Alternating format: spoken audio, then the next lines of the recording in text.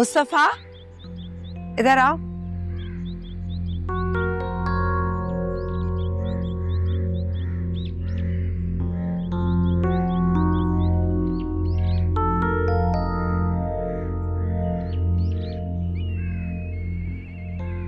जी मामा।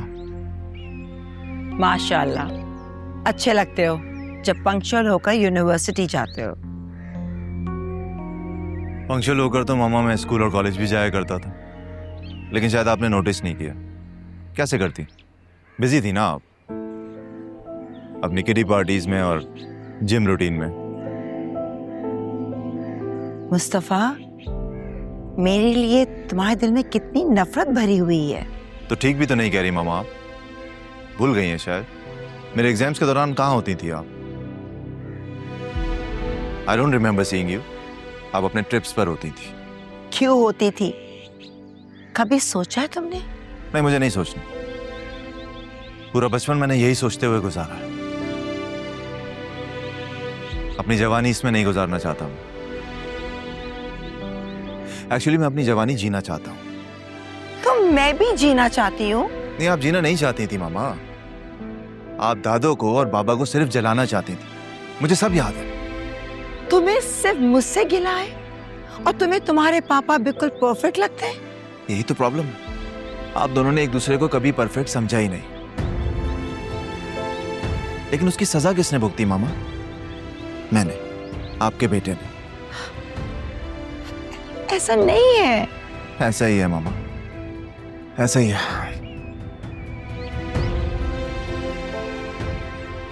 सिर्फ दादो थी जिन्होंने मेरे कंधे पर हाथ रखा। आप लोग तो अपने आप में बिजी थे। तुम्हें गलत इंप्रेशन दिया गया है मेरे बारे में।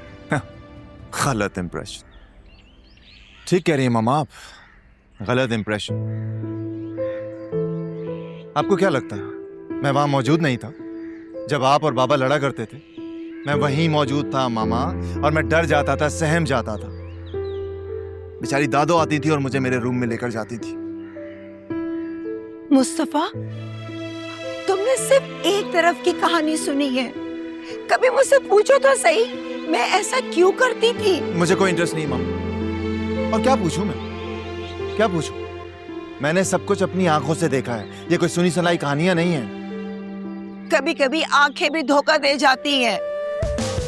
मैं लेट हो रहा हूँ मामा। I have to go. लगती है दिल की ये धड़कन भी, टुकड़ों में खुद को अब मैं गिनता हूँ। इस उम्र को सांसें चुभती है हर लम्हा, जख्मों से रूह क्यों रिसने लगी है यूं, जाने क्यों हुआ ये। आपने कामरान साहब से बात कर ली? माँ, आपने मेरे साथ अच्छा नहीं किया। ये किस लहजे में बात कर रही हैं आप मुझसे? मैं अभी अपने इकलौते बेटे की लहजे की कड़वाहट सुनकर आ रही हूँ।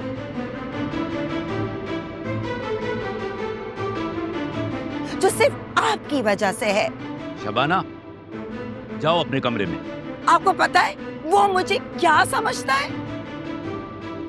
उसे मुझसे कोई लगाव ही नहीं है।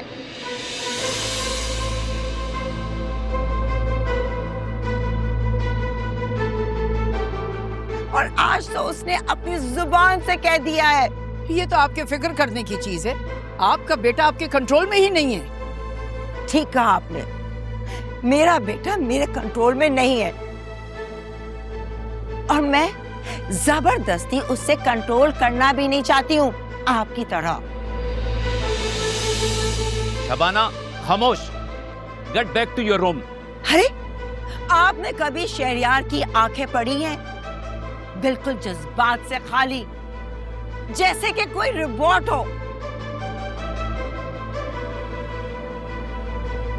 मेरे लिए आपकी इन फजूलियात के लिए बिल्कुल वक्त नहीं है। आपके इसी फैसले ने तो हमें तबाह कर दिया है।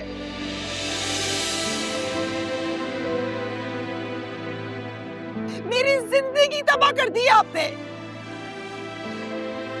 And you will pay for it.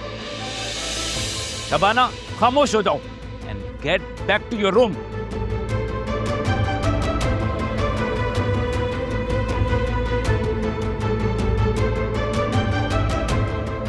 I think she needs a psychiatrist.